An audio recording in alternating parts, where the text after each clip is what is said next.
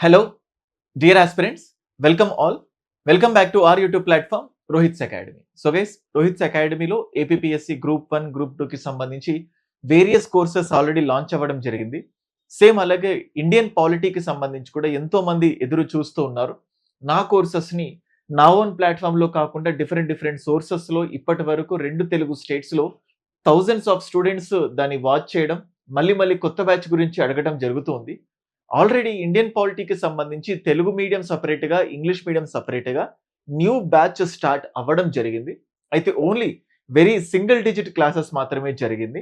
So and అలాగే ఇంకా ఎక్కువ మందికి ఎందుకంటే ఎప్పుడైతే క్లాసెస్‌ని ఫుల్ ఫ్లెడ్జ్డ్‌గా స్టార్ట్ చేయడం చేస్తానో అప్పటినుంచి పాలిటీ ఎక్స్‌ప్లనేషన్ కానీ, సిలబస్ ఎక్స్‌ప్లనేషన్ గాని, క్వెషన్స్ ఎలా ఉంటాయి, ఇండియన్ పాలిటీకి సంబంధించి మోర్ ఎంగేజింగ్‌గా ఉంటే బావుంటుంది అన్న ఉద్దేశ్యంతో I have chosen this beautiful day.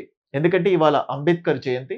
Ambedkar జయంతి రోజున ముఖ్యంగా దేశంలోని ప్రజలందరికీ రాజ్యాంగ విలువలను నేర్పించిన ఒక మహనీయుడికి సంబంధించిన డేట్ కాబట్టి, ఈరోజు ఇండియన్ పాలిటీకి సంబంధించి అఫీషియల్‌గా ఒక కోర్స్‌ని స్టూడెంట్స్ అందరికీ అనౌన్స్ చేద్దాము. అండ్ ఇక్కడ నుంచి కంటిన్యూయస్‌గా ఏదో రకంగా క్లాసెస్ అప్డేట్ చేద్దాము అన్న ఉద్దేశ్యంతో I'm going to start this video. Okay. Indian పాలిటీకి సంబంధించి ఆల్రెడీ చాలా మంది అప్డేటెడ్ బైలింగ్వల్ క్లాసెస్ అని చెప్పి కోర్స్ పర్చేస్ చేశారు. ఇప్పటికి కూడా బైలింగ్వల్ కోర్స్ ఉంది. అయితే ఆ బైలింగ్వల్ కోర్స్‌లోనే మళ్ళీ న్యూ అప్డేటెడ్ క్లాసెస్ అని ఇంకొక ఫోల్డర్ పెట్టి అందులోనే separate English, separate Telugu. So టోటల్‌గా ఒకటే కోర్సులో ఆల్రెడీ బైలింగ్వల్ వీడియో క్లాసెస్ ఉన్నాయి. కొత్తగా ఇంగ్లీష్ మీడియం యాడ్ అయ్యాయి సింగిల్ డిజిట్ క్లాసెసే. అండ్ కొత్తగా తెలుగు మీడియం కూడా యాడ్ అయ్యాయి సింగిల్ డిజిట్ క్లాసెసే. Not more than 10. సో దానికి కొనసాగింపుగా మళ్ళీ ఎవ్రీడే క్లాసెస్ యాప్‌లో లైవ్ జరుగుతూ ఉంటాయి.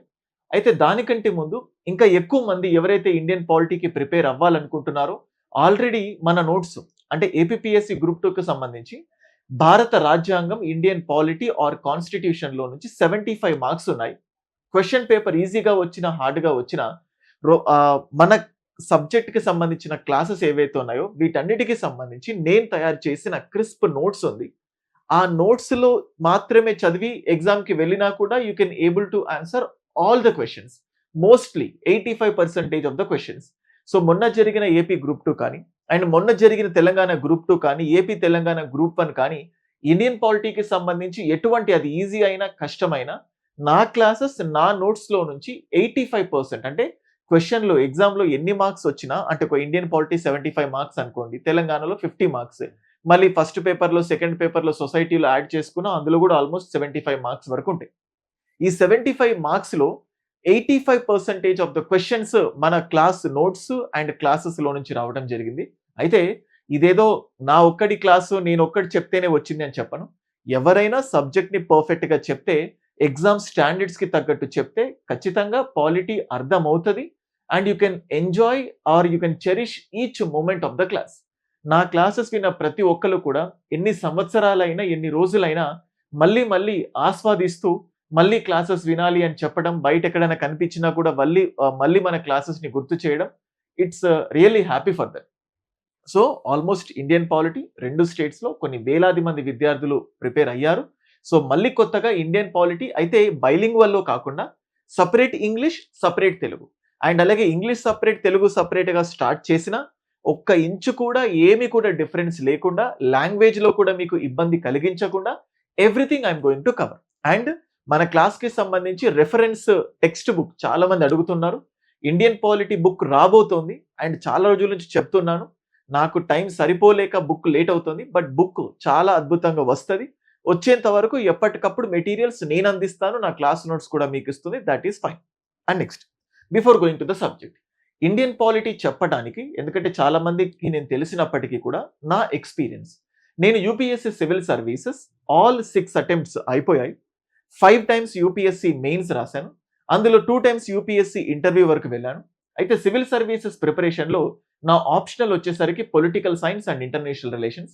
ఈ పొలిటికల్ సైన్స్ అండ్ ఇంటర్నేషనల్ రిలేషన్స్‌లో one of the best score in India civil services ఎగ్జామినేషన్‌లో నాకు వచ్చింది. సో 2016 నుంచి ఆల్మోస్ట్ ఇప్పుడు 2026 వరకు ఆల్మోస్ట్ 10 ఇయర్స్‌గా హైదరాబాద్‌లోని వేరియస్ ఇన్‌స్టిట్యూట్స్‌లో, బెంగుళూరులోని వేరియస్ ఇన్‌స్టిట్యూట్స్‌లో నేను చెప్పి ఉన్నాను. అంటే సివిల్ సర్వీసెస్‌కి ప్రిపేర్ అయిన అనుభవం, 10 ఇయర్స్ నుంచి టీచింగ్ చేస్తున్న ఎక్స్‌పీరియన్స్, దాంతో పాటు ఎంఏ పొలిటికల్ సైన్స్ పొలిటికల్ సైన్స్లో జేఆర్ఎఫ్ 2 సార్లు క్వాలిఫై అయ్యాను, junior research fellowship, and PhD కూడా ఇట్స్ ఫైనల్ ఇయర్. అంటే అకాడమిక్ నాలెడ్జ్ ఉంది పొలిటికల్ సైన్స్లో, కాంపిటేటివ్ నాలెడ్జ్ ఉంది పాలిటీలో, అండ్ టీచింగ్ చేసిన ఎక్స్పీరియన్స్ ఉంది పాలిటీలో. So academic knowledge, competitive knowledge, teaching knowledge వీటన్నిటిని మిక్స్ చేసుకొని మీకు the best Indian polity content అందించడానికి నేను మీ ముందు ఉండబోతున్నాను. సో నేను ఆల్రెడీ నెట్ సెట్ ఎన్నో క్వాలిఫై అయ్యాను, వాటి తర్వాతనే 2 సార్లు JRF junior research fellowship qualify అయ్యాను. జేఆర్ఎఫ్ వెరీ రేర్ పీపుల్కి మాత్రమే వస్తుంది. సో నా అకాడమిక్ స్టాండర్డ్స్ చెప్పడానికి ఈ థింగ్స్ మీకు చెప్పాల్సి వచ్చింది. Let's go to the video. Okay, so guys, Indian polity. So యూజువల్గా చెప్పాలంటే ఏపీకి ఇండియన్ పాలిటీ సపరేట్గా, తెలంగాణకు ఇండియన్ పాలిటీ సపరేట్గా అంటే ఉన్నప్పటికీ కూడా ఈ రెండిటి మధ్యలో ఏమాత్రం డిఫరెన్స్ లేదు. యూజువల్గా Indian geography, AP geography, Telangana geography, AP economy, Telangana economy, so AP history, Telangana history, ఇలా subject specific regional centric things ఉంటాయి. కానీ Indian polity, Telangana polity, AP polity అనేది లేదు. Only one subject Indian polity. ఇప్పుడు నేను చెప్తున్న కోర్స్ ఏదైతే ఉంటుందో నేను స్పెసిఫికల్గా ఏపీ సిలబస్ ని కంపేర్ చేస్తూ చెప్పినప్పటికీ కూడా ఎవ్రీథింగ్ మక్కి డిట్టో తెలంగాణ వాళ్ళకు కూడా హెల్ప్ అవుతుంది. సో నేను చెప్పలేదు కదా అని చెప్పి ఈ కోర్సు తెలంగాణ వాళ్ళకు యూజ్ అవ్వదు అనుకోకండి. ఏపీ, తెలంగాణ ఇద్దరికి కూడా. మనం చూస్తే ఏపీలో మెయిన్స్లో we are having mains, prelims and mains. మెయిన్స్లో 4 సబ్జెక్ట్స్ ఉన్నాయి. AP history, science and technology, economy, polity, ఈ 4 సబ్జెక్ట్స్ ఉన్నాయి. అండ్ అందులో పాలిటీ లేదా ఇండియన్ కాన్స్టిట్యూషన్ నుంచి వీఆర్ గెటింగ్ 75 మార్క్స్, 75 మార్కులు. అండ్ సేమ్ అట్లాగే తెలంగాణలో గ్రూప్ 2, అక్కడ ప్రిలిమ్స్ ప్లస్ మెయిన్స్ ఉండదు. తెలంగాణలో పేపర్ 2లో సో మనకి ఇండియన్ పాలిటీ ఉంటుంది. పేపర్ 2లో 50 మార్క్స్ ఉంటుంది ఇండియన్ పాలిటీ నుంచి. అయితే ఇదే పేపర్ 2లో సొసైటీలో కూడా చాలా టాపిక్స్ పాలిటీతో ఇంటర్లింకేజ్ అయి ఉంటాయి. పేపర్ 1లో కూడా రైట్స్ ఇష్యూస్ అని చెప్పి ఇలా డిఫరెంట్ ఆస్పెక్ట్స్ లో పాలిటీ రిలేటెడ్ క్వశ్చన్స్ వస్తాయి. సో టోటల్ గా పేపర్ 1 ప్లస్ పేపర్ 2 రెండు కలిపి ఆల్మోస్ట్ 75 మార్క్స్ వరకు, అంటే తెలంగాణ గ్రూప్ 2లో 75 మార్కుల వరకు పాలిటీ శాసించడం జరుగుతుంది. అండ్ సేమ్ అట్లాగే ఏపీలో అఫీషియల్ గానే ఇండియన్ పాలిటీలో నుంచి 75 మార్క్స్ ఉన్నాయి. So polity single subject we are getting 75 marks directly in the AP and indirectly 75 marks in Telangana state. Syllabus almost same, కొన్ని చేంజెస్ లైక్ ఇప్పుడు రీజనలిజం కి సంబంధించి కానీ లేకపోతే కొన్ని డిఫరెంట్ ఆస్పెక్ట్స్ చేంజ్ ఉన్నాయి. కాన్స్టిట్యూషనల్ ఛాలెంజెస్ అని చెప్పేసి, లేకపోతే ఇండియాలో ఉన్న రీజనల్ డిస్పారిటీస్, దానికి కొంచెం ఎక్స్ట్రా పాయింట్ ఉంది. బట్ ఏపీలో ఉన్న సిలబస్ మొత్తం తెలంగాణకి కూడా ఉంది. ఓకే, సో ఇది point before going to the thing. Next, AP group 2 qualify అవ్వాలి అంటే so science and technology, economy, AP history, polity, ఈ 4 చాలా క్రూషియల్. నువ్వు ఎంత చదివినా, అంతకుముందు ఏమైపోయిందంటే సైన్స్ అండ్ టెక్నాలజీ, ఎకానమీ చాలా డైనమిక్ గా ఉంటాయి, దాన్ని మనం అందుకోలేకపోవచ్చు అనుకున్నారు. బట్ అవి చాలా సింపుల్ గా వచ్చాయి. ఇన్ఫాక్ట్ మెయిన్స్ మొత్తం సింపుల్ గా వచ్చింది. మిమ్మల్ని సబ్ రిజిస్ట్రార్ చేయాలన్నా, డిప్యూటీ తహసీల్దార్ చేయాలన్నా, సో అసలు మీరు గ్రూప్ 2 కొట్టాలంటే అన్ని సబ్జెక్ట్స్ లో కల్లా ఖచ్చితంగా అన్నిటికంటే కూడా, అంటే ఏ సబ్జెక్ట్ ఆ సబ్జెక్ట్ ఇంపార్టెంట్ అనుకుంటాం, ఇండియన్ పాలిటీ, భారత రాజ్యాంగం, Indian constitution, Indian polity is very important. ఎందుకు ఇంపార్టెంట్ అంటున్నానంటే 75 మార్క్స్ కి ఇండియన్ పాలిటీ వస్తుంది. ఈ 75 మార్క్స్ లో కొంచెం గట్టిగా కష్టపడితే 65+ మార్క్స్ తెచ్చుకోవడం ఈజీ. అయితే 75 మార్క్స్ ఉన్న ఇండియన్ పాలిటీ 150 గంటలు, 200 గంటలు, 250 గంటలు అంత డీటెయిల్డ్ గా, అంత లోతుగా, అంత లాంగ్ జర్నీ ఆఫ్ క్లాసెస్ అవసరం లేదు. సో చెప్పినంత మాత్రాన మంచిది లేకపోతే మంచిది కాదని కాదు, తక్కువ అవర్స్ చెప్తే మంచిది కాదని కాదు. స్టూడెంట్స్ కి ఎగ్జామ్ ఓరియంటెడ్ గా ప్రతిసారి సాగదీయకుండా టు ద పాయింట్ ఇచ్చి సబ్జెక్ట్ మొత్తం ఎక్స్ప్లెయిన్ చేస్తూ సో వాళ్ళ టైం వేస్ట్ చేయకుండా చెప్పడం కూడా very important. So Indian polity so very limited hours, అంటే ఒక స్టూడెంట్ కి బోర్ కొట్టకుండా సబ్జెక్ట్ మొత్తం కవర్ అయ్యే విధంగా 75 మార్కుల్లో కనీసం 65+ మార్క్స్ వచ్చే విధంగా నేను ఛాలెంజ్ చేస్తున్నాను. మీకు చెప్తున్నాను చూడండి, last year AP group 2 syllabus explain చేసేటప్పుడు, వీడియో చెప్పేటప్పుడు నేను ఛాలెంజ్ చేశాను. 85% ఆఫ్ ద క్వశ్చన్స్ నా నోట్స్ లో నుంచి, నా క్లాస్ లోంచి రాకపోతే ఐఎమ్ రెడీ ఫర్ ఎనీథింగ్ అని. అలాగే ఏపీ గ్రూప్ 2 ఎగ్జామ్ అయిపోయిన వెంటనే ఇండియన్ పాలిటీ క్లాస్ ఎక్స్ప్లెయిన్ చేశాను, క్వశ్చన్స్ కీని ఎక్స్ప్లెయిన్ చేస్తూ. అప్పుడు చెప్పాను 65 కాదు 67 questions are from my notes and my classes. Proof చెప్తూ కూడా నేను వీడియో చేశాను, ఇప్పటికి కూడా మీకు యూట్యూబ్ లో కనిపిస్తుంది. సో ఇది 75 మార్క్స్. సో ఈ పాలిటీ చెప్పేటప్పుడు చాలా మంది సార్ ఎన్నో ఆర్టికల్స్ చదవాలంట, ఎన్నో పార్ట్స్ చదవాలంట, ఎన్నో షెడ్యూల్స్ చదవాలంట. సో అంటే ఒక ఎన్నో కేసెస్ చదవాలంట, కన్వెన్షన్స్ ఉంటాయంట. ఏంటి సార్ ఇవన్నీ అని. బట్ చెప్తున్నాను, ఇండియన్ పాలిటీని కొన్ని సందర్భాల్లో రాకెట్ సైన్స్ లాగా ఫీల్ అయిన సందర్భాలున్నాయి. ఎంతో మంది స్టూడెంట్స్ లేకపోతే దాన్ని ప్రొజెక్ట్ చేసిన వ్యక్తులు కూడా ఉన్నారు. Polity is very easy. మనం జనరల్‌గా దేశంలో కానీ, మన ప్లేస్‌లో కానీ ఎక్కడికి వెళ్ళినా హిస్టరీ, జియోగ్రఫీ ఎక్కువ మాట్లాడం. పాలిటీయే మాట్లాడతాం. చాయ్ షాప్ దగ్గర నుంచి ప్రొఫెషనల్ ప్లేస్ దగ్గరికెళ్ళినా పాలిటిక్స్ మాట్లాడతాం. సో, లేకపోతే డిఫరెంట్ ప్రతి దాంట్లో ఎక్కువగా మాట్లాడేది పాలిటీ. సో, పాలిటీ నేర్చుకుంటే పేపర్ చదవడం పైన ఇష్టం పెరగడం గాని, సొసైటీ పైన అవగాహన పెరగడం కానీ ఇవన్నీ జరుగుతాయి.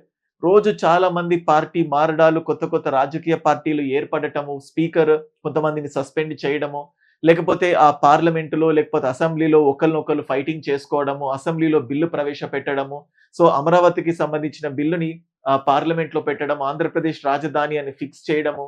సో, ఇట్లా ఈ బిల్స్ లేకపోతే డిస్కషన్స్ ఇవన్నీ ఏదో రకంగా Indian polity is always in news. అయితే కరెంట్ పాలిటీ అని మీరు పెద్దగా భయపడాల్సిన అవసరం లేదు. మహా అయితే ఒక 5-10 క్వెషన్స్ వస్తాయి. అవి కూడా కరెంట్ పాలిటీ అని చెప్పడానికి లేదు. అవి కూడా స్టాటిక్‌తో కనెక్ట్ ఉంటుంది. ఓన్లీ థింగ్ ఏంటంటే సబ్జెక్ట్ పర్ఫెక్ట్‌గా నేర్చుకుంటే అది కరెంట్ పాలిటీ అయినా కూడా మీకు 100% ఈజీగా అయిపోతది. అండ్ మన దగ్గర ఎవరైతే క్లాసెస్ తీసుకుంటున్నారో ఎగ్జామ్ కంటే ముందు కరెంట్ పాలిటీ అని చెప్పేసి ఒక 10 గంటల్లో ఎవ్రీథింగ్ నేను కవర్ చేస్తాను. మీరు క్లాసెస్ వినేటప్పుడు నా క్లాసెస్ వినండి. మీకు ఏ రన్నింగ్ నోట్స్ కూడా అవసరం లేదు. జస్ట్ రిలాక్స్‌డ్‌గా క్లాస్ వినండి. దానికి సంబంధించిన Telugu medium, English medium 2 materials ఉంటాయి. ఆ మెటీరియల్స్ మీకు అందుబాటులో ఉంటాయి. చెప్పిన ప్రతి పదము ఆ మెటీరియల్‌లో ఉంటది. అండ్ రాబోయే రోజుల్లో స్టాండర్డ్ బుక్ వస్తది. సో, నా రిఫరెన్స్ బుక్సే ఉన్నాయి. నా క్లాసెస్ ఉన్నాయి. మీరు పీవైక్యూస్ చూసుకోండి. అండ్ ప్రతి టాపిక్‌కి సంబంధించి టాపిక్ టెస్ట్ కూడా ఉంటుంది. సో, ఇది. సో, గైస్ అయితే దిస్ ఈజ్ అవర్ సిలబస్. మీకు చూస్తే Indian constitution 6th unit, 7th unit and అలాగే 8th, 9th, 10 యూనిట్స్ ఉన్నాయి. ఇక్కడ మీకు బోర్డ్ పైన అది క్లియర్‌గా చూపిస్తూ రాజ్-మన్నార్ కమిటీ లేకపోతే కమ్యూనిటీ డెవలప్‌మెంట్ ప్రోగ్రామ్స్ ఇవన్నీ చెప్పే కంటే ముందు ఒక చిన్న స్టోరీ లాగా అసలు సిలబస్ ఏంటి? ఎలాంటి క్వెషన్స్ వస్తాయి? నేను ఒక స్టోరీ చెప్పి ఆ స్టోరీలో ఈ సిలబస్‌ని ఇంక్లూడ్ చేస్తాను. Okay. So, rather than going through the PPT ఇలా చెప్పడం బోర్‌గా లేకపోతే కొంచెం డిఫరెంట్‌గా ఉంటదన్న ఉద్దేశంతో చిన్న ప్రయత్నం చేస్తాను. అసలు first of all Indian polity ఎలా ఏంటో చూద్దాం. మనకు ఓల్డెన్ డేస్‌లో వి యూజ్డ్ టు హావ్ ఇప్పుడు చూడండి, నేనిక్కడ సిలబస్ ఎక్స్‌ప్లనేషన్ బైలింగ్వల్‌లో చేస్తున్నాను. Classes separate English, separate Telugu, bilingual 3 ఉన్నాయి. బైలింగ్వల్ టోటల్ అయిపోయాయి.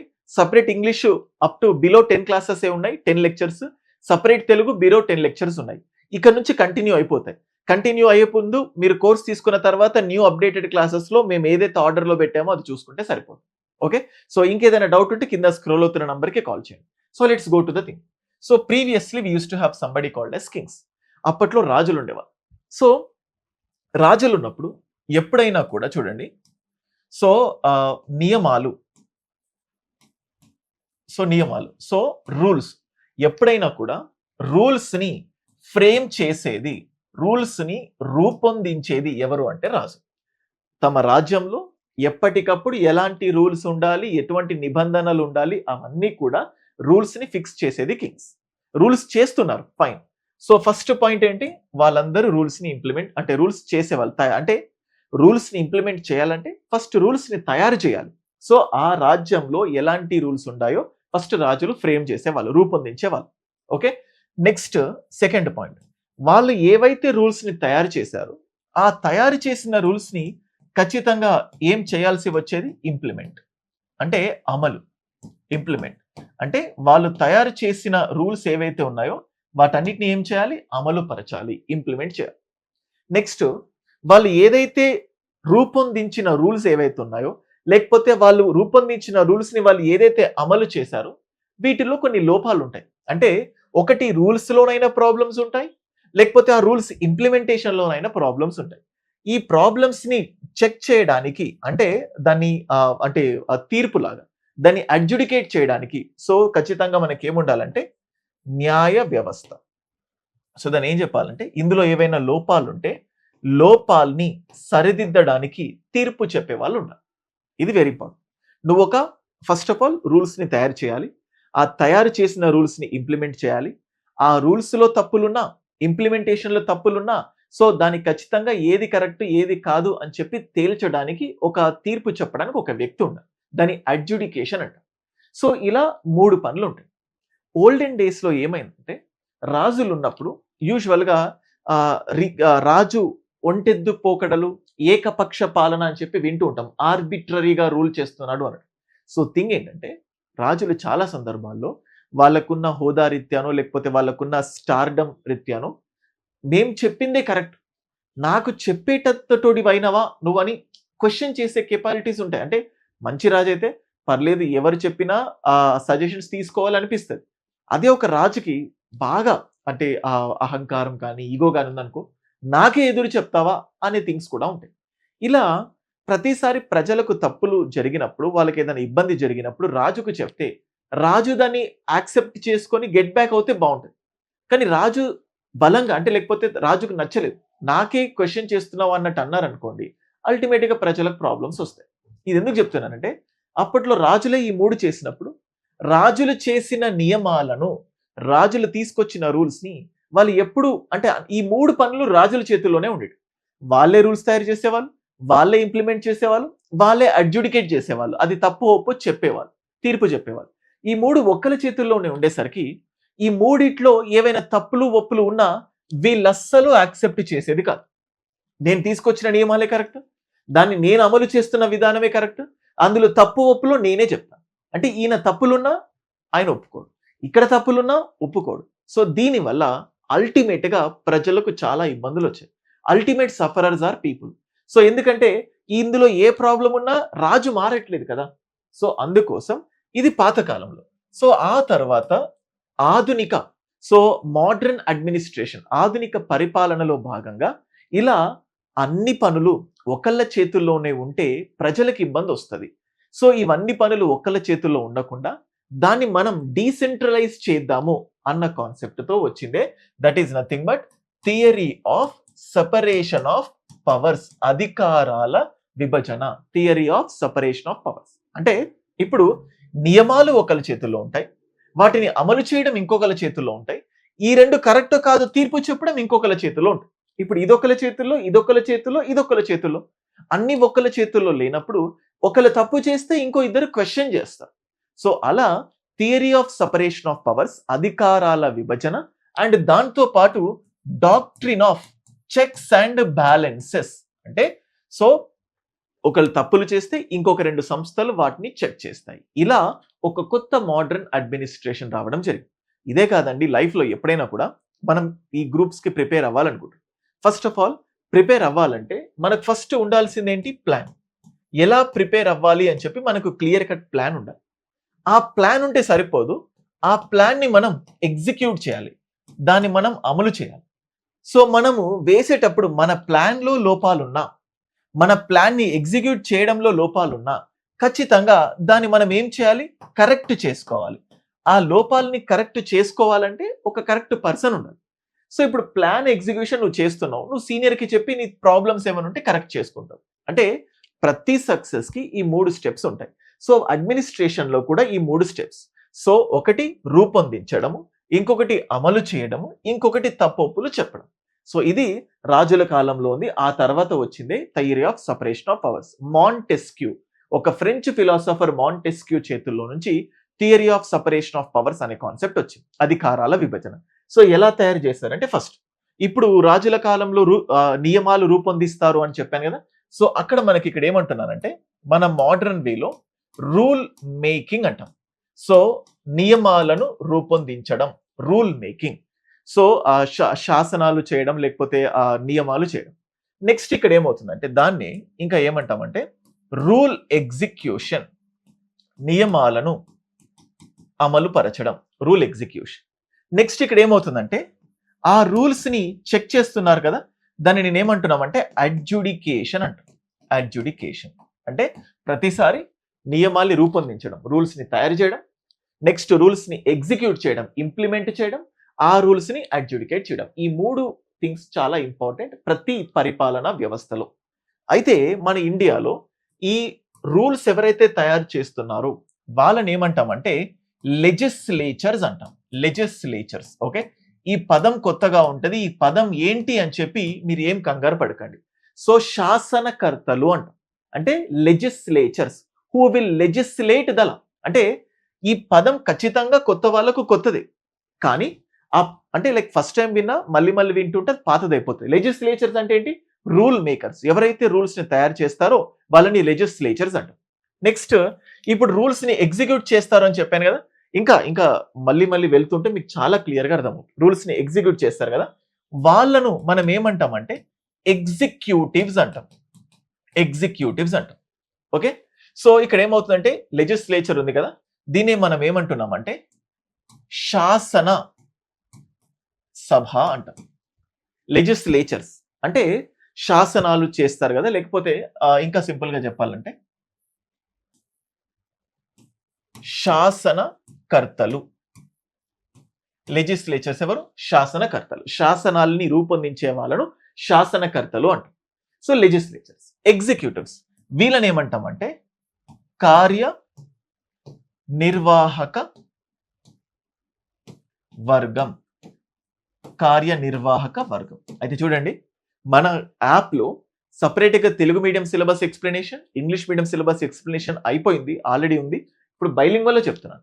సో రూల్స్ ని ఎగ్జిక్యూట్ చేసే వాళ్ళు ఏమంటున్నాం? కార్యనిర్వాహక వర్గం. మీరు చూడండి, మీకు చూస్తుంటే సిలబస్ ఎలా చెప్తున్నానో మీకు అర్థమవుతుంది. నేను సిలబస్ ని ఒక సిస్టమాటికల్ గా ఒక స్టోరీ లాగా చెప్పి సిలబస్ ని మీ బ్రెయిన్ లో కూర్చోబెట్టాలి అని చేసే ప్రయత్నమే ఇలా చేస్తున్నాను. Next adjudication. ఇలా తీర్పులు చెప్పే వాళ్ళని మనం ఏమంటామంటే జుడిషియరీ అంటాం. జుడిషియరీ. సో దీన్ని మనం ఏమంటున్నామంటే న్యాయ వ్యవస్థ అంటున్నాం. I'm calling it as what? న్యాయ వ్యవస్థ. జుడిషియరీ, న్యాయ వ్యవస్థ. సో ఇలా 3 వర్గాలు. సో ఇండియన్ పాలిటీలో as first historical background, preamble, fundamental rights, fundamental duties ఇవన్నీ ఉంటాయి. కానీ వీటన్నిటికంటే ముందు ఒక వరుస క్రమంలో అది ఎలా చదవాలో ఏంటో నేను పాలిటీ చెప్తాను. సో అందులో ఉన్నట్టే చదవాల్సిన అవసరం లేదు. నాకంటూ ఒక ఓన్ స్ట్రాటజీ ఉంది. ఇండియా మొత్తంలో ఒక పార్లమెంట్ అనే టాపిక్ తో స్టార్ట్ చేసే వ్యక్తిని ఐ థింక్ నేను ఒక్కనే అనుకుంటా ఇండియన్ పాలిటీ చెప్పినప్పుడల్లా. కొంతమంది చారిత్రక నేపథ్యంతో స్టార్ట్ చేస్తారు, కొంతమంది ప్రియాంబుల్ తో స్టార్ట్ చేస్తారు, కొంతమంది ఫండమెంటల్ రైట్స్ తో స్టార్ట్ చేస్తారు. బట్ నేను ఎప్పుడు కూడా పార్లమెంట్ అనే టాపిక్ నుంచే చేస్తాను. దానికి ఒక అర్థం కూడా ఉంది. ఫస్ట్ రాజ్యాంగం మొత్తం అందులో ఉన్న ప్రతి సంస్థ అర్థం అయ్యేటట్టు చేసి తర్వాత లాస్ట్కు ప్రియాంబుల్కి వస్తాను. ఇన్ఫాక్ట్ చెప్పాలంటే రాజ్యాంగం మొత్తం రాసిన తర్వాతనే ప్రియాంబుల్ తీసుకొచ్చారు లాస్ట్కి. ప్రియాంబుల్ ఫస్ట్ ఉంటే ఫస్ట్ చెప్పాల్సిన అవసరం లేదు. రాజ్యాంగం మొత్తం రాసిన తర్వాత లాస్ట్కి ప్రియాంబుల్ రాశారు. నేను కూడా కాన్స్టిట్యూషన్ కి సంబంధించిన సిలబస్ మొత్తం చెప్పిన తర్వాత లాస్ట్కి ప్రియాంబుల్కి వస్తాను. అది డిఫరెంట్ సినారియో, నేను చెప్తాను. బట్ ఇలా 3. సో ఇలా మన డైలీ లైఫ్ లో ఉండే కొన్ని ఎలిమెంట్స్ రాజుల కాలంలో ఉన్నట్లాంటి వాటినే ఇప్పుడు మోడర్న్ గా రూల్స్, అంటే ఇండియాకు సంబంధించి రూల్స్ రూపొందించాలి కాబట్టి ఆ రూల్ మేకర్స్ ని లెజిస్లేచర్స్ అంటాం. స్టేట్ లో స్టేట్ లెజిస్లేచర్, ఇండియాలో సెంట్రల్ లెజిస్లేచర్స్. ఇప్పుడు రూల్ ఎగ్జిక్యూషన్, స్టేట్ లో స్టేట్ ఎగ్జిక్యూటివ్స్, సెంట్రల్ లో సెంట్రల్ ఎగ్జిక్యూటివ్స్, రాష్ట్ర కార్యనిర్వాహక వర్గం, కేంద్ర కార్యనిర్వాహక వర్గం. అలాగే అడ్జుడికేషన్, న్యాయ వ్యవస్థ, సెంట్రల్ లో సుప్రీం కోర్టు, స్టేట్ లో హైకోర్టు. అయితే ఇండియాలో సింగిల్ యూనిఫైడ్ ఇంటిగ్రేటెడ్ జ్యుడిషియరీ, సమగ్ర ఏకీకృత న్యాయ వ్యవస్థ ఉంటుంది. అంటే థింగ్ ఏంటంటే సెంట్రల్ కి ఒకటి, స్టేట్ కన్నట్టు కాకుండా ఇద్దరికి కలిపి ఉంటుంది. ఈ యూనిఫైడ్ ఇంటిగ్రేటెడ్ జ్యుడిషియరీ అంటాం. ఓకే.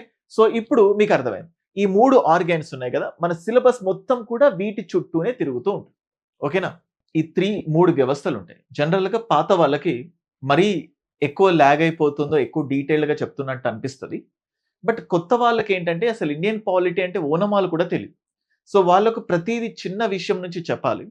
సిలబస్ తెలుసుకోవాలనుకుంటారు. ఆ సిలబస్ ఎక్స్ప్లెయిన్ చేసే ముందు చిన్న పిల్లలకు అర్థమయ్యే విధంగా ఒక రాజులు అనే ఇట్లాంటి భాషతో స్టార్ట్ చేశాను. సో ఇప్పుడు మీకు తెలుసు జనరల్ గా అడ్మినిస్ట్రేషన్ లో రూల్స్ చేసే వాళ్ళు ఒకరు, రూల్స్ ఎగ్జిక్యూట్ చేసే వాళ్ళు ఒకరు, రూల్స్ ని అడ్జుడికేట్ చేసేవాళ్ళు అంటే నియమాల్ని రూపొందించే వాళ్ళు ఒకరు, వాటిని అమలు చేసే వాళ్ళు ఒకరు, అందులో తప్పు ఒప్పులు చెప్పేది ఇంకొకరు. ఈ 3 సంస్థలు ఉన్నాయి. అయితే యూజువల్గా ఇక్కడ ఏమవుతుందంటే India is a federal state. భారతదేశం అనేది ఒక ఫెడరల్ స్టేట్. సమాఖ్య వ్యవస్థ అంటాం. ఇండియాని మనం ఏమంటున్నామంటే సమాఖ్య వ్యవస్థ, ఫెడరల్ స్టేట్ అంటాం. అయితే ఇండియన్ కాన్స్టిట్యూషన్ లో ఎక్కడ సమాఖ్య అంటే ఆ పదం లేనప్పటికీ కూడా India is a federal state. అయితే జనరల్ గా అసలు మన కాన్స్టిట్యూషన్ ఇండియాను ఫెడరల్ స్టేట్ అని చెప్పకపోయినా ఎందుకు మనం ఇండియాని ఫెడరల్ స్టేట్ అని పిలుస్తున్నామంటే మనకి ఇండియాలో అంటే మన ఇండియన్ కాన్స్టిట్యూషన్లో 7th షెడ్యూల్లో డివిజన్ ఆఫ్ పవర్స్ ఉంటుంది. అంటే central list, state list, concurrent list అని దాన్ని బట్టి తెలుస్తుంది. ఎప్పుడైనా చూడండి వరల్డ్లో 2 టైప్స్ ఆఫ్ పవర్స్ ఉంటాయి. ఒకటి యూనిటరీ స్టేట్. యూనిటరీ స్టేట్ అంటే ఏకకేంద్ర వ్యవస్థ అంట. యూనిటరీ స్టేట్ ఏకకేంద్ర వ్యవస్థ. ఇంతకు ముందు చెప్పాను కదా. ఇంకొకటి దానికి అపోజిట్ ఏంటంటే ఫెడరల్ స్టేట్, సమాఖ్య వ్యవస్థ. Unitary state, federal state. Unitary state ఏకకేంద్ర వ్యవస్థ అంటే ఏంటంటే ఇక్కడ ఓన్లీ సింగిల్ గవర్నమెంట్ మాత్రమే ఉంటుంది. కానీ ఇండియాలో ఫెడరల్ అంటున్నాను కదా, 2 గవర్నమెంట్స్ ఉంటాయి, 2 గవర్నమెంట్స్ ఉంటాయి. అంటే ఇటు సెంట్రల్లో సెంట్రల్ గవర్నమెంట్ ఉంటుంది, స్టేట్లో స్టేట్ గవర్నమెంట్ ఉంటుంది. సో సెంటర్కి ఒకటి, స్టేట్కి ఒకటి. ఇప్పుడు మీకు అర్థమైంది కదా. దాన్ని బట్టి ఇప్పుడు శాసనకర్తలు అన్న సెంట్రల్ లెవెల్లో మనకి ఎవరు వస్తారంటే సెంట్రల్ లెజిస్లేచర్, కేంద్ర శాసనకర్తలు ఉంటారు. సేమ్ అట్లాగే స్టేట్ లెవెల్లో మనకి ఎవరు వస్తారంటే రాష్ట్రంలో శాసనాల్ని రూపొందించే వాళ్ళను స్టేట్ లెజిస్లేచర్స్ అంటాం. రాష్ట్ర శాసనకర్తలు అంటాం. దాన్ని జనరల్గా రాష్ట్ర శాసనసభ అని పిలుస్తూ ఉంటారు. నెక్స్ట్ అలాగే సెంట్రల్లో రూల్స్ ని ఎగ్జిక్యూట్ చేసే వాళ్ళు సెంట్రల్ ఎగ్జిక్యూటివ్స్ అంటాం, కేంద్ర కార్యనిర్వాహక వర్గం. స్టేట్ లెవెల్లో రూల్స్ ని ఎగ్జిక్యూట్ చేసే వాళ్ళను స్టేట్ ఎగ్జిక్యూటివ్స్, రాష్ట్ర కార్యనిర్వాహక వర్గం అంటాం. ఇప్పుడు సేమ్ జ్యుడిషియరీ అయితే ఇండియాలో సమగ్ర న్యాయ వ్యవస్థ, ఏకీకృత సమగ్ర న్యాయ వ్యవస్థ. సెంట్రల్ కైనా స్టేట్ కైనా ఒకటే. కానీ మీకు అర్థం చేయడానికి నేను చెప్తుంది ఏంటంటే సుప్రీం కోర్ట్ ఏమో సెంట్రల్ లెవెల్లో, స్టేట్ లెవెల్లో హైకోర్టు ఉంటుంది. జనరల్గా అలా చెప్పడం రాంగ్, బట్ మీ అండర్స్టాండింగ్ కోసం ఇలా చెప్తున్నాం. సో టోటల్గా మనకేం తెలిసిందంటే ఇప్పుడు మనం ఇక్కడ ఏమంటున్నాం, సెంట్రల్ లెజిస్లేచర్ అన్నాను కదా. సెంట్రల్ లెజిస్లేచర్నే మనకు అర్థమయ్యే లాంగ్వేజ్లో ఏమంటారంటే పార్లమెంట్ అంటారు. కేంద్ర శాసన సభ అంటే ఏంటంటే పార్లమెంట్. రాష్ట్ర శాసన సభ అంటే స్టేట్ లెజిస్లేచర్. పార్లమెంట్లో లోక్సభ, రాజ్యసభ ఉన్నట్టే రాష్ట్ర శాసన సభలో అసెంబ్లీ, కౌన్సిల్ ఉంటుంది. సో ఇప్పుడు మీకు అర్థమైంది కదా. సెంట్రల్ లెవెల్లో శాసనాలు చేయడానికి ఒకరు, అలాగే రాష్ట్ర స్థాయిలో శాసనాలు చేయడానికి ఒకరు, నెక్స్ట్ సెంట్రల్లో స్టేట్లో వాటిని అమలు చేయడానికి ఒక వర్గం, వాటిని అడ్జుడికేట్ అంటే వాటి తప్పొప్పులు చెప్పడానికి న్యాయ వ్యవస్థ ఉండాలి. సో ఇలా ఉంది. సో ఇలా చెప్పాలంటే ఫస్ట్ పాయింట్ లెజిస్లేచర్స్ అన్నాను కదా.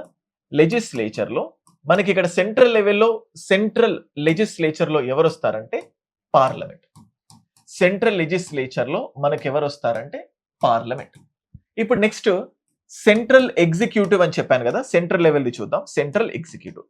సెంట్రల్ ఎగ్జిక్యూటివ్ అంటే కేంద్ర కార్యనిర్వాహక వర్గంలో ఎవరెవరు వస్తారు అంటే ఫస్ట్ థింగ్ రాష్ట్రపతి, ప్రెసిడెంట్ అని చెప్తున్నాను, రాష్ట్రపతి. దాంతోపాటు వైస్ ప్రెసిడెంట్, ఉపరాష్ట్రపతి, ప్రధానమంత్రి, మంత్రిమండలి, వాళ్ళతో పాటు అటార్నీ జనరల్. వీళ్ళంతా కూడా మనకు సెంట్రల్ ఎగ్జిక్యూటివ్ కిందకి వస్తారు, కేంద్ర కార్యనిర్వాహక వర్గం. ఇక్కడేంటి కేంద్ర శాసన వర్గం. నెక్స్ట్ సెంట్రల్ లెవెల్లో అడ్జుడికేషన్ లేదా జ్యుడిషియరీ లాగా మనం ఎవరిని పిలుస్తాము అంటే supreme court. That's it. So ఒక్కొక్క పాయింట్ని పీస్ గా చేస్తున్నాను. సో సెంట్రల్ లెవెల్లో రూల్స్ చేసేది పార్లమెంట్, సెంట్రల్ లెవెల్లో రూల్స్ ని ఎగ్జిక్యూట్ చేసేది వీళ్ళంతా. రూల్ ఎగ్జిక్యూషన్ ఈ ప్రెసిడెంట్ పేరు పైన ఉన్న వీళ్ళందరికీ కొన్ని పవర్స్ ఉంటాయి. అయితే ఇప్పుడు మీకు ఏం తెలీదు, మన సబ్జెక్ట్ ఎలా నేర్చుకుంటామంటే parliament, president, vice president, prime minister, council of ministers, attorney general, supreme court, ఇలా ఒక్కొక్కటి మనం నేర్చుకుంటూ ఉంటాం. So that it will be very fine for you. ఇలా నేర్చుకో. సేమ్ ఇప్పుడు మనం ఇది చూసిన తర్వాత స్టేట్ లెవెల్కి వెళ్దాం. సో స్టేట్ లెవెల్లో let us change the colour. State లెవెల్లో మనకి ఇక్కడ చూడండి, స్టేట్ లెవెల్లో లెజిస్లేచర్స్, స్టేట్ లెవెల్లో లెజిస్లేచర్. మనం ఇక్కడ ఏమంటున్నాం, వాళ్ళను స్టేట్ లెజిస్లేచర్ అనే పిలుస్తాం. ఈ రెండు కామన్. అంటే సెంట్రల్ లెజిస్లేచర్ ని పార్లమెంట్ అంటున్నాం, స్టేట్ లెజిస్లేచర్ ని ఇంకొక పేరు పెట్టి పిలవట్లేదు, స్టేట్ లెజిస్లేచరే పిలుస్తున్నాం. నెక్స్ట్ స్టేట్ లెవెల్లో మళ్ళీ మనకి ఎవరు కావాలి, స్టేట్ ఎగ్జిక్యూటివ్స్, స్టేట్ లెవెల్లో ఎగ్జిక్యూటివ్స్. నెక్స్ట్ స్టేట్ లెవెల్లో జ్యుడిషియరీ, అడ్జుడికేషన్. మళ్ళీ చెప్తున్నాను, జ్యుడిషియరీ అంటే హైకోర్టు అంటే ఓన్లీ స్టేట్ అనుకోకండి, అది సెంట్రల్ అండ్ స్టేట్. అది తర్వాత మీకు ఎక్స్ప్లెయిన్ చేస్తాను. సో బట్ ఇక్కడ రఫ్ గా క్రూడ్ గా మీకు చెప్పడానికి. సో స్టేట్ లెవెల్ ఎవరు వస్తారు, స్టేట్ లెజిస్లేచర్స్, రాష్ట్ర శాసనసభ. ఇక్కడ ఏంటి, రాష్ట్ర కార్యనిర్వాహక వర్గంలో ఎవరు వస్తారు? ఒకటి గవర్నర్. నేను తెలుగులో రాయట్లేదు కదా అని చెప్పి తెలుగు చెప్పడేమో అనుకోకండి, అది ఫ్లోలో తెలుగు ఇంగ్లీష్ రెండు వస్తున్నాయి. సపరేట్ తెలుగు సపరేట్ ఇంగ్లీష్ చెప్తున్నాను, అందుకే బైలింగ్వల్ వచ్చేటప్పుడు బ్యాలెన్స్ చేస్తూ చెప్తాను. సో గవర్నర్, ఎందుకంటే ఇక్కడ ప్రెసిడెంట్ లాగా స్టేట్ లో గవర్నర్. అండ్ నెక్స్ట్ సీఎం, ముఖ్యమంత్రి, రాష్ట్ర మంత్రి మండలి, వీటితో పాటు అడ్వకేట్ జనరల్. సో స్టేట్ లెవెల్లో మనకి ఎవరు వస్తారంటే advocate general, advocate general. And next ఇక్కడ మనకి ఏమొస్తుంది రాష్ట్ర స్థాయిలో, that is nothing but high court, high court ఇలా వస్తుంది. ఇది చూస్తాం. సో ఫస్ట్ ఆఫ్ ఆల్ ప్రతి పరిపాలనలో రూల్ చేసేవాళ్ళు, రూల్ ఎగ్జిక్యూట్ చేసేవాళ్ళు అండ్ రూల్ ని అడ్జుడికేట్ చేసేవాళ్ళు. సెంట్రల్ లెవెల్లో రూల్స్ చేసేది పార్లమెంట్. ఈ పార్లమెంట్ లోనే మనం లోక్సభ, రాజ్యసభ రెండింటిని చదువుతాం. సెంట్రల్ లెవెల్లో రూల్స్ ఎగ్జిక్యూట్ చేసేది వీళ్ళు. సెంట్రల్ కి సంబంధించి అడ్జుడికేషన్ సుప్రీం కోర్ట్. స్టేట్ లెవెల్లో రూల్స్ చేసేది స్టేట్ లెజిస్లేచర్. స్టేట్ లెజిస్లేచర్ లో అసెంబ్లీ ఉంటది ప్లస్ కౌన్సిల్ ఉంటది. అయితే అన్ని అంటే ఇలా రెండు హౌసెస్, ఇప్పుడు చూడండి సెంట్రల్ లెవెల్లో లోక్సభ, రాజ్యసభ రెండు, ఈ రెండు హౌసెస్ ఉన్నాయి కాబట్టి దీన్ని నేను ఏమంటున్నానంటే బై క్యామరలిజం, ద్విసభా విధానం అంటాం. బై క్యామరల్, ద్విసభ విధానం. సేమ్ అట్లాగే స్టేట్ లెజిస్లేచర్ లో కూడా అన్ని స్టేట్స్ కాకపోయినా కొన్ని స్టేట్స్ కి ఇలా అసెంబ్లీ అండ్ కౌన్సిల్ రెండు హౌసులు ఉన్నాయి. బై క్యామరలిజం. కొన్ని స్టేట్స్ కి ఓన్లీ అసెంబ్లీ మాత్రమే ఉంది. దాన్ని మనం ఏమంటాం అంటే ఏకసభ విధానం అంటాం. యూనిక్ క్యామరల్ హౌస్ అంటాం, ఏకసభ. సో ఇది ఈ రెండు. సో ఇప్పుడు మనకు సెంట్రల్ లెవెల్లో ఒక అడ్మినిస్ట్రేషన్, స్టేట్ లెవెల్లో ఒక అడ్మినిస్ట్రేషన్. ఎందుకు సార్ అంటే మన ఇండియన్ మనం ఏమని చెప్తున్నాం, ఫెడరల్, ఫెడరల్ అంటున్నాం చెప్పి. సో మనకి ఇప్పుడు ఏం తెలిసింది, సెంటర్.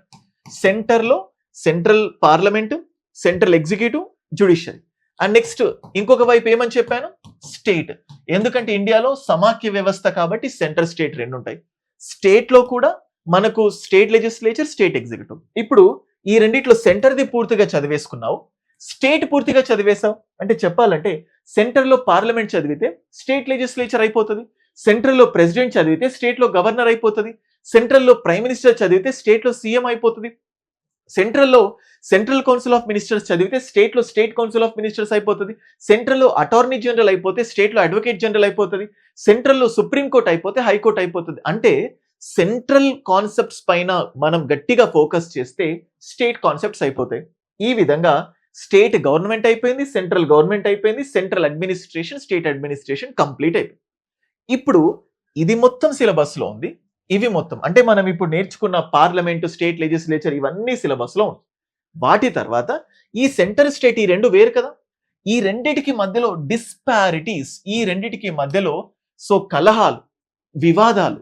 సో 100% వీటిపైన ఏం రావడానికి ఛాన్సెస్ ఉన్నాయి, వివాదాలు. That is nothing but conflicts. So ఈ కాన్ఫ్లిక్ట్స్ వస్తాయి. ఈ కాన్ఫ్లిక్ట్స్ రాకుండా ఉండడానికి ఈ సెంటర్ కి స్టేట్ కి మన రాజ్యాంగం ఎటువంటి కనెక్షన్ ని ఏర్పాటు చేసింది, so that is nothing but centre state relations. So కేంద్ర రాష్ట్ర సంబంధాలు. సో ఫస్ట్ మనం ఇప్పుడు ఏం చేసాం, సెంటర్ సపరేట్ గా నేర్చుకున్నాం, స్టేట్ సపరేట్ గా నేర్చుకున్నాం. ఈ రెండిటికి మధ్యలో ఏం కనెక్షన్ ఉంది తెలుసుకోవాలంటే మనకి ఏం కావాలి, సెంటర్ అండ్ స్టేట్ రిలేషన్స్, కేంద్ర రాష్ట్ర సంబంధాలు.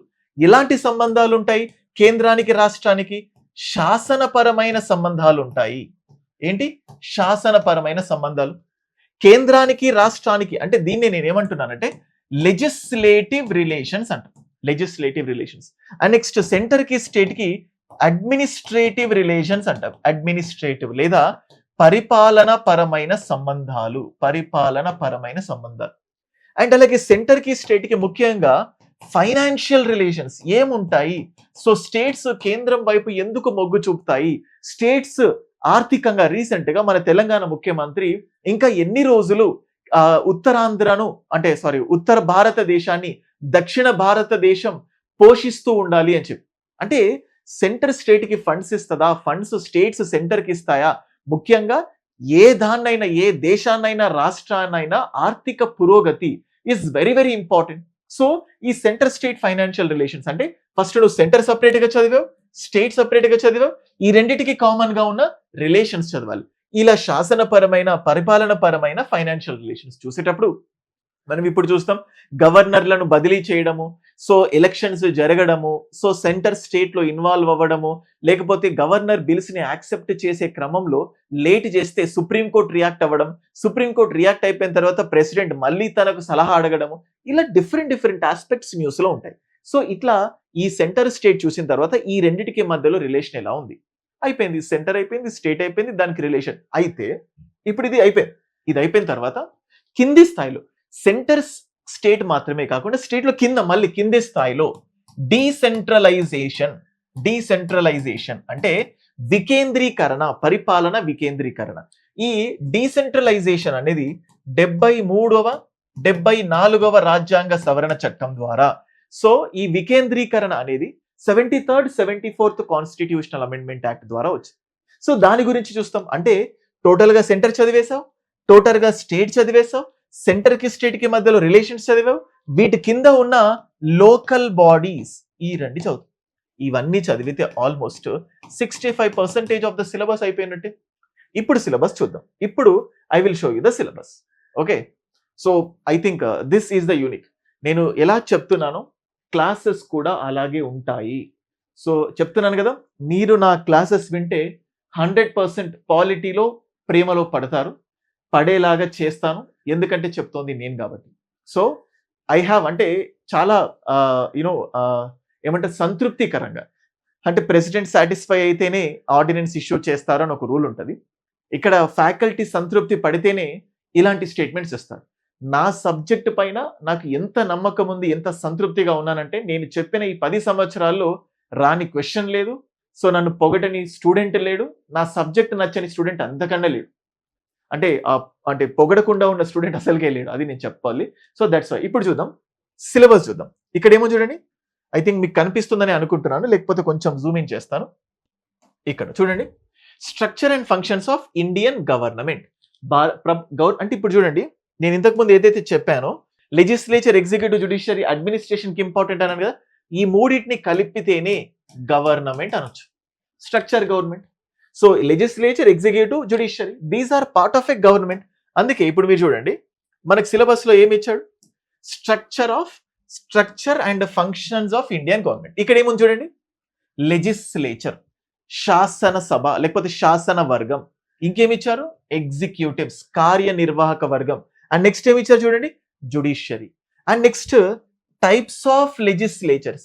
1 హౌస్ ఉంటే యూనికామరల్ అని చెప్పాను, 2 హౌసెస్ ఉంటే బై క్యామరల్ అని చెప్పాను. సిలబస్ ఇప్పుడు నేను చెప్పిన స్టోరీలు ఇదంతా వచ్చిందా రాలేదా. అండ్ నెక్స్ట్ ఎగ్జిక్యూటివ్ చూడండి, ఎగ్జిక్యూటివ్ గురించి కూడా చెప్పాను. నెక్స్ట్ పార్లమెంటరీ, జ్యుడిషియరీ గురించి చదివేటప్పుడు జ్యుడిషియల్ అంటే సుప్రీంకోర్టు ఏంటి, హైకోర్టు ఏంటి, జ్యుడిషియల్ రివ్యూ ఏంటి, జ్యుడిషియల్ యాక్టివిజం ఏంటి, ఇవన్నీ చెప్పేస్తాం. సో ఇప్పుడు నేను చెప్పిన దాంట్లో ఇవన్నీ structure and functions of Indian government ఇదంతా కవర్ అయిందా లేదా, just go through that. So ఇప్పుడు ఇదంతా కవర్, ఇక్కడ దాకా మొత్తం కవర్ అయిందా లేదు చూడండి, this is the point. So ఇది సిలబస్ లో మీకు చెప్పేశాను. అండ్ నెక్స్ట్ మీకు ఇక్కడ చూస్తే చూడండి, ఇప్పుడు మళ్ళీ ఈ point, distribution of legislative and executive powers between union and the state. కేంద్రానికి రాష్ట్రానికి మధ్య పరిపాలనలో లేకపోతే ఆ శాసన వర్గంలో, కార్యనిర్వాహక వర్గంలో అధికారాల డిస్ట్రిబ్యూషన్ ఎలా ఉంది చూడండి ఇక్కడ. So legislative, administrative, financial relations between the union and the states. కేంద్రానికి రాష్ట్రానికి మధ్యలో లెజిస్లేటివ్, అడ్మినిస్ట్రేటివ్ అండ్ ఫైనాన్షియల్. నేను చెప్పింది ఏంటి చూడండి, సో దీనికంటే ముందు చూడండి, legislative, administrative and financial relations. So ఇవన్నీ కవర్ అయిపోయాయి. సో ఇవి అడిగారు. అండ్ ఆఫ్టర్ దిస్, దీని తర్వాత సో మళ్ళీ ఇక్కడ చూడండి, దీనికి కంటిన్యూషన్ ఇక్కడ సెంటర్ స్టేట్ రిలేషన్స్ ఏంటి, నీడ్ ఫర్ రిఫార్మ్స్. అంటే కేంద్రానికి రాష్ట్రానికి మధ్యలో వివాదాలు ఏర్పడ్డప్పుడు ఆ వివాదాల్ని దూరం చేయడానికి కొన్ని కమిటీలను ఏర్పాటు చేశారు. రాజ్మన్నార్ కమిటీ అని, పుంచి కమిటీ అని. స్టేట్స్ కూడా కొన్ని ప్రపోజల్స్ పెట్టింది. రాజ్మన్నార్ కమిటీ, వెస్ట్ బెంగాల్ మెమోరాండం అని. సెంటర్ నుంచేమో Sarkaria committee, Punchhi committee. So ఇట్లా Rajamannar committee, Sarkaria committee, Punchhi commission. చూడండి, unitary and federal features of Indian, unitary state, federal state అని చెప్పాను కదా, సిలబస్ లో చెప్తాను అక్కడ. బట్ చూడండి, ఇక్కడ వరకు టోటల్లీ ఐ హావ్ ఎక్స్ప్లెయిన్. దీని తర్వాత నెక్స్ట్ చెప్పింది ఏంటి, centralisation versus decentralisation. So 73rd 74th constitutional amendment act. So last కి చెప్పాను కదా ఇది. సో ఇవన్నీ కూడా మనం కవర్ చేసాం. So these are part of the syllabus. So ఇలాగా డీసెంట్రలైజేషన్ అయిపోయింది. నెక్స్ట్ ఇప్పుడు ఈ ప్రొవిజన్స్ అన్ని ఉన్నదేంటి? రాజ్యాంగం. సో ఇవన్నిటి గురించి ఉన్నది ఎక్కడ? ఈ కాన్స్టిట్యూషన్. ఈ కాన్స్టిట్యూషన్ ఫస్ట్ పేజ్ లోనే మనకు ఉండేదేంటి? ప్రియాంబుల్. ఎలా ఉంటది ఇండియన్ కాన్స్టిట్యూషన్ యొక్క వన్ పేజ్ లాగా.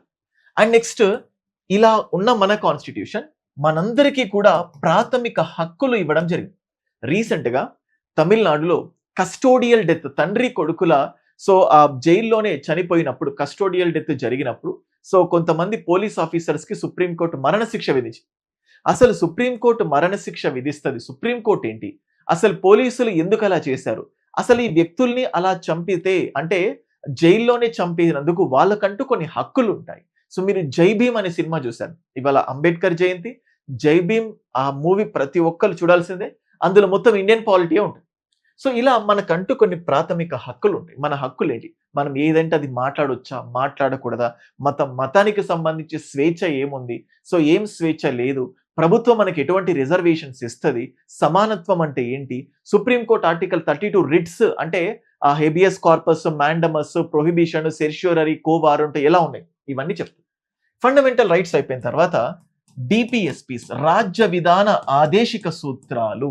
అంటే ఒక రాజ్యాన్ని అంటే రాజ్యం అంటే పాతకాలం రాజ్యం అనుకోకండి. ఇండియా ఉంది కదా, ఇండియా కూడా ఒక రాజ్యం లాంటిది.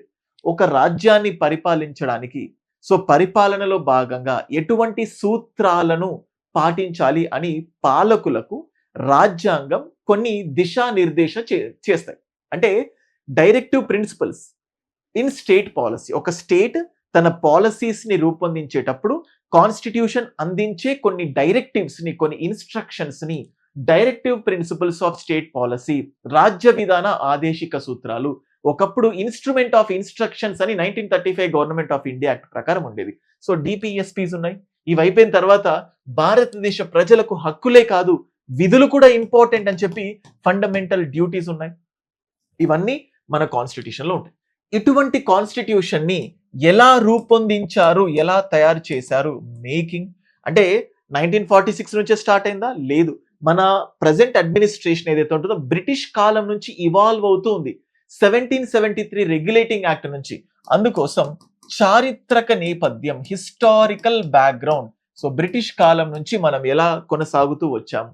సో అంటే వాళ్ళు రెగ్యులేటింగ్ చట్టాలు, చార్టర్ చట్టాలు అని ఎలా చేశారు అండ్ ఆ తర్వాత రాజ్యాంగాన్ని ఎలా రూపొందించారు ఇవి తెలుసుకోవాలి. సో ప్రియాంబుల్ ముందు మాటలాగా ప్రాథమిక హక్కులు, రాజ్య విధాన ఆదేశిక సూత్రాలు, ఫండమెంటల్ డ్యూటీస్ ఇవన్నీ ఉంటాయి. ఇప్పుడు ఈ దేశాన్ని నడిపించాలంటే ఖచ్చితంగా కొన్ని రెగ్యులేటింగ్ బాడీస్ అనేటివి అంటే ఇంపార్టెంట్. లైక్ ఇప్పుడు మనం చూస్తూ ఉంటే రిక్రూట్మెంట్ చేయడానికి Union public service commission, state లో రిక్రూట్మెంట్ చేయడానికి state public service commission and అలాగే సెంట్రల్ లెవెల్లో ఎలక్షన్స్ కమిషన్. అంటే జనరల్ గా సెంటర్ కి స్టేట్ కి ఎలక్షన్స్ కండక్ట్ చేయడానికి election commission of India, municipal elections conduct చేయడానికి state election commission, central finance commission, state finance commission. ఇలా ఎలక్షన్ కమిషన్ ఇప్పుడు బెంగాల్లో ఎలక్షన్స్ కండక్ట్ అవుతున్నాయి, మా తమిళనాడులో ఎలక్షన్స్ కండక్ట్ అవుతున్నాయి, పుదుచ్చేరిలో ఎలక్షన్స్ జరుగుతున్నాయి. ఇలా ఎలక్షన్ జరగడానికి ఎలక్షన్ కమిషన్ ఆఫ్ ఇండియా ఉండాలి. ఇలా ఎలక్షన్స్ జరపడానికి, పార్టిసిపేట్ చేయడానికి ఎవరుంటారు? రాజకీయ పార్టీలు, పొలిటికల్ పార్టీస్ పార్టిసిపేట్ చేస్తాయి. So political parties, constitutional bodies, non constitutional bodies ఇవన్నీ కూడా సిలబస్ లో. ఇలా ఒక్కొక్కటిగా you are going to get explained. చూడండి, so this is the course Indian polity. 70+ marks target గా ఉండడానికి, ఎందుకంటే ఇప్పటి వరకు ఆల్మోస్ట్ మోర్ దెన్ 5,000 స్టూడెంట్స్ అంటే ఈ లాస్ట్ 1-2 years లో ఇండియన్ పాలిటీ కోర్స్ నా దగ్గరే పర్చేస్ చేశారు. Only Indian polity full course అలా కాకుండా more than 5,000 students Indian polity purchase చేశారు ఏపీ, తెలంగాణ నుంచి. అయితే నేను డిఫరెంట్ ప్లాట్ఫామ్స్ లో కూడా చెప్పి ఉన్నాను. అక్కడ కూడా కొన్ని వేల మంది పర్చేస్ చేయడం జరిగింది. సో అందరికీ అందుబాటులో ఉండేలాగా సామాన్యుడి భాషలో క్లాసెస్ చెప్తాను. పూర్తి తెలుగులో కాకుండా, పూర్తి ఇంగ్లీష్లో కాకుండా, ఇంగ్లీష్లో చెప్పినా నార్మల్ స్టూడెంట్కి అర్థమయ్యే ఇంగ్లీష్, తెలుగులో చెప్పినా నార్మల్ స్టూడెంట్కి అర్థమయ్యే తెలుగు. మరీ పాత తెలుగు వాడినా మీకు నచ్చదు. మోడర్న్ తెలుగు, మోడర్న్ ఇంగ్లీష్తో సపరేట్ ఇంగ్లీష్, సపరేట్ తెలుగు ఉంటాయి. ఇన్ఫాక్ట్ మీరు ఇప్పుడు చూస్తే సో మీకు Rohit's academy polity updated class అని చూడొచ్చు కదా. ఇక్కడ ఇంగ్లీష్ మీడియం, తెలుగు మీడియం. అంటే ఇప్పుడు చూడండి కోర్స్ ఏమో ఇలా ఉంటది. సో ఇవన్నీ లైవ్ స్ట్రీమ్ జరిగినాయి. So polity updated classes bilingual plus test series. ఇక్కడ చూడండి న్యూ అప్డేటెడ్ పాతవి ఉన్నాయి మళ్ళీ చూడండి. So everything you can see పాత క్లాసెస్ ఉన్నాయి. కేంద్ర రాష్ట్ర వ్యవస్థ ఇవన్నీ కూడా ఇది బైలింగ్వల్ లో జరిగిన థింగ్స్. సో అయితే వీటితో పాటు న్యూ అప్డేటెడ్ క్లాసెస్ ఉన్నాయి. అందులో English separate, Telugu separate. English చూస్తే basics classes, parliament, state legislature క్లాసులు చెప్పాను. సేమ్ అట్లాగే తెలుగు మీడియం చూస్తే బేసిక్స్, పార్లమెంట్, రాష్ట్ర శాసనసభ. అయితే పెద్ద వీడియోస్ ని చిన్న చిన్నగా కట్ చేయడం వల్ల కౌంట్ ఒక 10-12 కనిపించాయి. బట్ ఆల్మోస్ట్ 10 కంటే తక్కువే క్లాసెస్ అయ్యాయి. సో కంటిన్యూగా దీనికే క్లాసెస్ అవుతాయి. ఒకవేళ వేరే కోర్స్ తీసుకున్నా వాళ్ళు నాకు మెసేజ్ పెట్టండి, ఈ కోర్సులో యాడ్ చేస్తాను. ఎందుకంటే పాలిటీకి సంబంధించి ఎన్నో కోర్సెస్ ఫోల్డర్లో ఉండేసరికి కన్ఫ్యూజన్ వస్తుంది అనేసరికి ఇలా చేశాను. సో నెక్స్ట్ మనకి ఇప్పుడు లాస్ట్ మిగతా చెప్పాను టాపిక్స్ మీరు ఇప్పుడు చూస్తే. సో ఇప్పుడు చూడండి party system in India, recognition of national and state parties, elections and electoral reforms, anti defection law, ఇవన్నీ చెప్పాను కదా. పొలిటికల్ పార్టీస్ ఉంటాయని చెప్పి. నెక్స్ట్ అలాగే చూడండి powers and functions of constitutional bodies, human rights commission, RTI, ఇవన్నీ కూడా human rights commission, Lokpal, Lokayukta, ఇవన్నీ కూడా అంటే రాజ్యాంగేతర సంస్థలు. అదే ఎలక్షన్ కమిషన్, ఫినాన్స్ కమిషన్ ఇవి రాజ్యాంగబద్ధ సంస్థలు. అయితే ఇక్కడ కొన్ని మెన్షన్ చేసినప్పటికీ కూడా సిలబస్ లో భాగంగా అన్ని రాజ్యాంగబద్ధ సంస్థల్ని వీలైనంత వరకు రాజ్యాంగేతర సంస్థలన్నింటినీ కూడా డిస్కస్ చేస్తాం. అంటే ఎలక్షన్స్ లో భాగంగా ఈ ఎన్నికల సంస్కరణలు ఇవన్నీ కూడా కవర్ చేస్తాము. Everything we are going to cover. So ఇట్లా 8, 9, 10 సిలబస్ మొత్తం మీకు క్లియర్ గా అర్థమైంది. అండ్ నెక్స్ట్ ఇప్పుడు ఫస్ట్ 6th పార్ట్కి వెళ్దాం. సో చూడండి కాన్స్టిట్యూషనల్ డెవలప్మెంట్ అంటే బ్రిటిష్ కాలం నాటి నుంచి ఎలా మన కాన్స్టిట్యూషన్ రాజ్యాంగం ఇవాల్వ్ అవుతూ వచ్చింది. నెక్స్ట్ సేలియంట్ ఫీచర్స్ చెప్పాలంటే ఇప్పుడు మనం చెప్పుకున్నవన్నీ salient ఫీచర్సే. So preamble, ప్రవేశిక, Pitaka, so ప్రాథమిక హక్కులు, రాజ్య విధాన ఆదేశిక సూత్రాలు, అండ్ నెక్స్ట్ ప్రాథమిక విధులు. సో ఇవన్నీ ఉన్న కాన్స్టిట్యూషన్ ఎలా అమెండ్ చేస్తున్నారు, రాజ్యాంగాన్ని ఎలా సవరిస్తున్నాము, సో బేసిక్ స్ట్రక్చర్, ఇవన్నీ కోర్ కాన్సెప్ట్స్ లో భాగంగా వస్తాయి. ఇలాగా మనం 6, 7, 8, 9, 10 ఇవన్నీ చెప్పుకున్నాం. ఇవన్నీ ప్రతి పాయింట్ పిన్ టు పిన్ నేను మీకు కవర్ చేస్తాను. లైవ్ క్లాసెస్ ఉంటాయి. అండ్ అలాగే నా పర్సనల్ నంబర్ మీకు ఇస్తున్నాను 9110556858. ఆల్రెడీ ఇంతకు ముందు కోర్స్ తీసుకున్న వాళ్ళు తక్కువ ప్రైస్ కి మళ్ళీ అందుబాటులో ఉంటుంది. వ్యాలిడిటీ ఎక్స్టెండ్ అవుతుంది. సో ఇండియన్ పాలిటీ మీరు అసలు అంటే ఎక్కడ చూడనటువంటి విధంగా సో టెక్నాలజీని ఇంబైబ్ చేస్తూ, కరెంట్ అఫైర్స్ ని ఇంబైబ్ చేస్తూ బెస్ట్ పాలిటీ క్లాసెస్ రోహిత్ అకాడమీలో మీరు వినబోతున్నారు. ఓన్లీ 10 క్లాసెస్ లోపే అయ్యాయి. ఇక్కడ నుంచి కంటిన్యూస్ గా లైవ్ క్లాసెస్ అవుతాయి. English and Telugu, separate English, separate Telugu. Bilingual already ఉంది కాబట్టి దాన్ని నేను మళ్ళీ బైలింగ్వల్ చెప్పదలుచుకోలేదు. ఈ రెండు ఎందుకంటే ఏపీలో ప్రిలిమ్స్ చదువుతానంటే ప్రిలిమ్స్ అయిపోయిన తర్వాత మెయిన్స్ చదవడానికి టైం అసలు సరిపోదు. మెయిన్స్ ఇప్పుడే కంప్లీట్ చేసుకోవాల్సి ఉంటుంది సిలబస్. అందులో Indian polity is very different subject. ఆ ఇండియన్ పాలిటీ మీకు అర్థమయ్యే విధంగా, అర్థమయ్యే రీతిలో డైలీ వస్తున్న కరెంట్ అఫైర్స్ ని కవర్ చేస్తూ ఎగ్జామ్ వరకు మీరు మళ్ళీ కరెంట్ అఫైర్స్ కోసం సపరేట్ గా చూడకుండా ఇండియన్ పాలిటీ నేనే కవర్ చేసే విధంగా రోహిత్ అకాడమీలో కోర్స్ ఉంది. అండ్ అలాగే ఈ కోర్స్ కూడా నేను చాలా హై ప్రైస్ పెట్టలేదు, వెరీ రీజనబుల్ ప్రైస్ పెట్టాను. మేము ఇస్తున్న కంటెంట్, మేము పడుతున్న కష్టాన్ని బేస్ చేసుకొని it is available in reasonable price. మేమే మెటీరియల్స్ ఇస్తాము, మేమే వీడియో క్లాసెస్ ఇస్తాం. ఇదే polity topic wise test, parliament అయిపోయినాక దానిపైన టెస్ట్, స్టేట్ లెజిస్లేచర్ అయిపోయిన తర్వాత దానిపైన టెస్ట్, ప్రెసిడెంట్ అయిపోయిన తర్వాత ప్రెసిడెంట్ టెస్ట్, గవర్నర్, ఇలా అంటే నా క్లాసెస్, నా మెటీరియల్స్, నా టెస్ట్స్ ఈ 3 వినండి. ఇండియన్ పాలిటీలో మీరు నిశ్చింతగా ఉండండి. మిగతా టైం వేరే సబ్జెక్ట్స్ కి స్పెండ్ చేసుకోండి. పాలిటీ మీరు స్పెండ్ చేయాల్సిన టైం, కష్టపడాల్సింది నేనే టైం స్పెండ్ చేసి మంచి ప్రాపర్ కంటెంట్ మీకు ఇస్తాను. సో అది వీడియో నచ్చిందని అనుకుంటున్నాను. కొంచెం ఫాస్ట్ గా వెళ్ళినా మీకు అంటే లైక్ మీరు అనుకున్న విధంగా కొంచెం నేను మ్యాచ్ చేయకపోయినా ఖచ్చితంగా మీరు దాన్ని మైండ్ చేయరు, క్షమిస్తారు అని అనుకుంటున్నాను. వీడియో నచ్చితే నా స్టూడెంట్స్ ఎంతో మంది ఈ క్లాస్ వింటున్నారు నాకు తెలిసినంత వరకు. మీ పాత ఫ్రెండ్స్ కి కానీ ప్రిపేర్ అయ్యే స్టూడెంట్స్ అందరికీ ఈ వీడియోని షేర్ చేయండి. ఎక్కువ మందికి వీడియో షేర్ అవుతే ఇంకా క్లాసెస్ అంతకన్నా అద్భుతంగా చెప్పాలనిపిస్తుంది. అండ్ అయితే డైలీ వీలైనంత వరకు వీక్లీయో లేకపోతే 2 వీక్స్ ఒకసారి Indian polity live classes, MCQs, topic అయిపోయిన ప్రతిసారి ఆ టాపిక్ పైన క్వశ్చన్స్ డిస్కస్ చేస్తూ మీ ముందు ఎప్పటికీ ఉంటూ ఉంటాను. That's all for this video. Thank you. ఛానల్కి ఫస్ట్ టైం విజిట్ అవుతే సబ్స్క్రైబ్ చేసుకోండి, వీడియోని లైక్ చేయండి, మీ ఫ్రెండ్స్కి షేర్ చేయండి. Thank you.